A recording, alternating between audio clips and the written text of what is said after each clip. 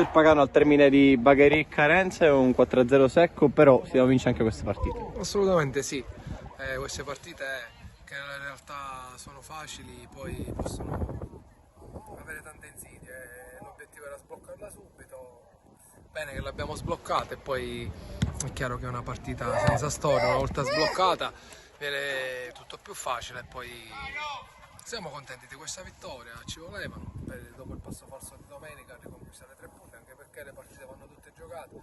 e quindi va bene così. Si chiude positivamente allora con una vittoria il 2023 del Bagheria. Adesso la prossima comincia il girone di ritorno, ho subito un impegno contro l'Empedoclina. Che girone di ritorno deve essere per questa squadra? Se deve essere un girone di ritorno fatto bene, noi vogliamo fare bene, questo è sotto gli occhi di tutti, ci stiamo allenando bene e quindi cerchiamo di fare più punti possibili e quindi sin dall'inizio ci prepareremo bene, ci facciamo le buone feste con questa vittoria e poi cercheremo di fare più punti possibili e si cominciano a tracciarsi. Dopo le prime partite il campionato si delineerà, ancora c'è molta bagarre, credo che ci sarà fino all'ultimo per la conquista di ognuno dei propri obiettivi, è un campionato molto equilibrato e quindi